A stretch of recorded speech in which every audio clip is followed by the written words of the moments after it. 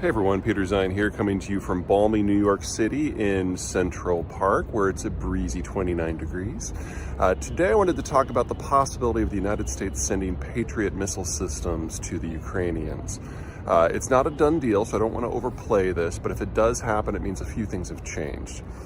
Now, the weapon systems that the Western world and the U.S. in particular have been giving to the Ukrainians always have to meet one of three total criteria. First, it has to be a weapon system that we don't really need. And so if you look at everything that we have sent to this point, almost all of it, except for maybe some ammo, falls into the category of something that the United States does not use with its regular forces. In fact, most of this stuff started their production runs long before the 1990s and has been sitting in a warehouse throughout the entirety of the War on Terror. So there's mostly stuff that was slated for destruction. So when you see numbers like 40 billion in terms of the amount of aid that the Americans have given, keep in mind that it would probably cost us more than that to dispose of the equipment. So if anything, the Ukrainians are doing us a favor here. Second, it has to be technology that is old enough that if it fell into Russian hands, it would not give them or any of their potential friends or allies around the world a leg up in anything. So again, we're talking about things that were developed during the 70s and the 80s and haven't really seen battlefield use for a while.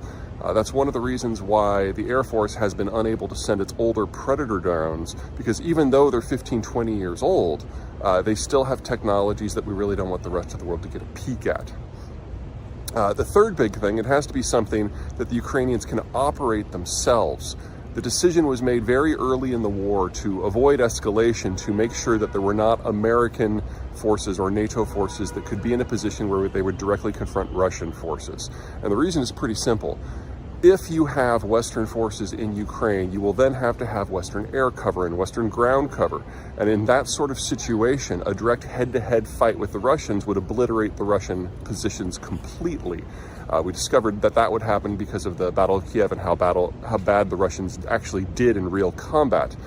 And in that sort of scenario, the Russians would have little choice but to escalate up to and including nukes. So this has kept most of our top tier technologies off the table completely, these three conditions. That might not any longer apply to the Patriots. Now, on the surface, putting a Patriot in a position to shoot down, say, Iranian drones seems kind of silly. It's $4 million a shot. The Patriots were designed for nearly theater level air defense, designed to shoot down nuclear weapons, for example, things where it really, really matters. And so sending them after a $15,000, $20,000 Shahed drone seems kind of silly. But a few things are different now. First of all, this is an air defense system, so it would never be on the front line. It would be designed to protect certain sites and cities across the Ukrainian space, which means the chances of the technology falling into Russian hands are negligible. They would have to have a pretty severe breakthrough in the front lines for that to even be a risk, and they are all mobile, so you could just drive it away if it looked like the city was going to fall. Second, there's a prestige issue here, not for the Americans, for the Russians. Because if they found out there was a Patriot defending a site, they would saturate that site with absolutely everything they could to prove that Patriots don't work, or even better, to potentially destroy one of them. That is something that is actually a feature, not a bug. Because if you've got the Russians going after a specific weapon system, then they're not shooting at cities. So you put it in some place that is not all that critical, and you use it as a sponge to just soak up Russian ammo so that, say, power plants don't get taken offline. But the third reason is probably the most politically and strategically significant one. From the Western point of view, the reason we don't put Western people on the ground is to avoid escalation. But from the Western point of view, that escalation has already occurred. Over the last few weeks, the Russians have been deliberately and extensively targeting civilian infrastructure throughout Ukraine, knocking out power and water in cities that have over 1 million people in the middle of winter, which is causing mass casualties and fatalities throughout the entire civilian population. Now, this is the specific goal of the Russian assaults, but this accounts to multiple war crimes on a daily basis, conscious war crimes, not incidental, not accidental, deliberate. And in that changed political math, all of a sudden, the feeling is that, we're already seeing a degree of escalation already. So if it takes a few American troops to operate a weapon system, a defensive weapon system, that the Ukrainians can't learn right away, then maybe it's worth it. This is not something we can just hand over. Americans train on their newer equipment, not for weeks or months, but for years. And there's no way we can just hand this over to the Ukrainians and expect it to be operated. We will have to have advisors on the ground, several dozen per battery. But the math has changed. And I think the thing that really tipped the Americans over to seriously consider this was the discovery of torture chambers for children in Kherson, something that serves no purpose whatsoever except for to specifically and deliberately further a genocide. And that apparently is a line that the Russians have crossed that really matters to the Western countries. And so the Patriot could very well be in play very soon. All right, that's it from me. Until next time.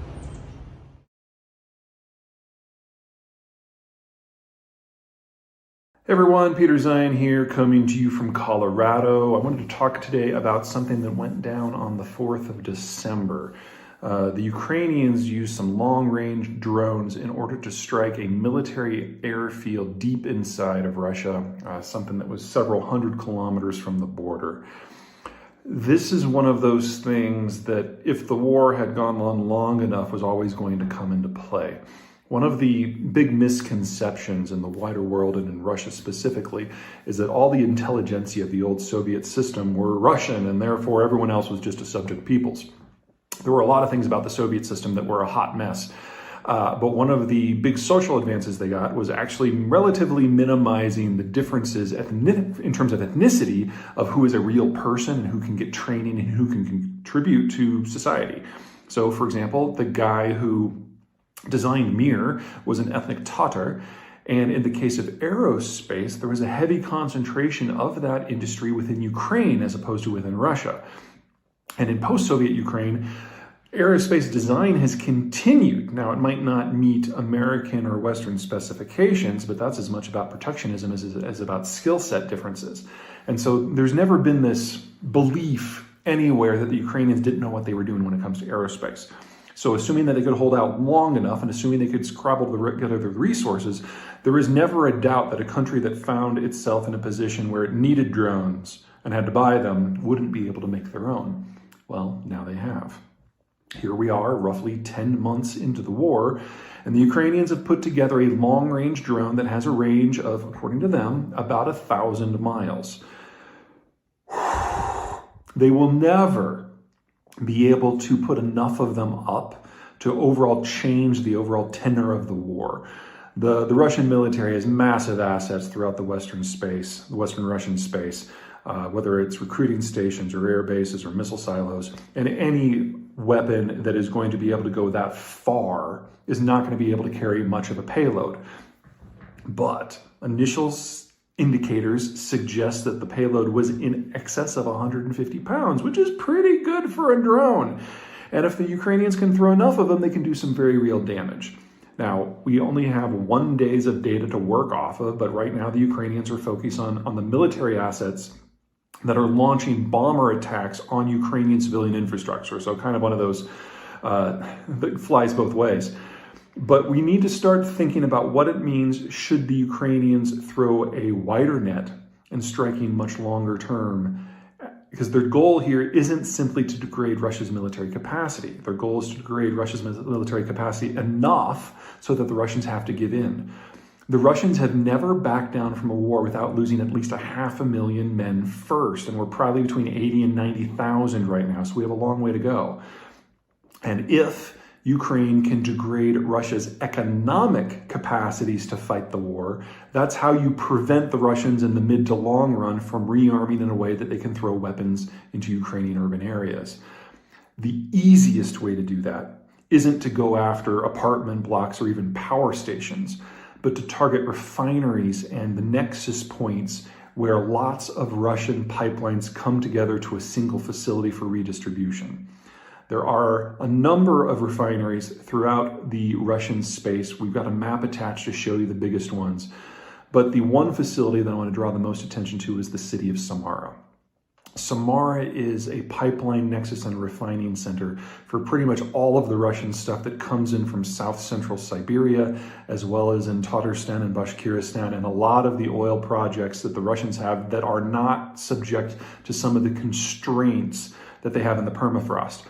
If you shut down an oil field in the permafrost, you probably never start it up again because the pipes freeze from the inside. But further south in Bashkiristan and Tatarstan, that's a different picture.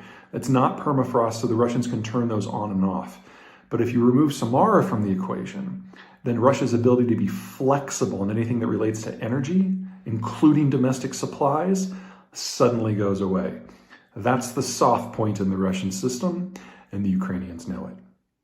Okay, that's it from me. Until next time.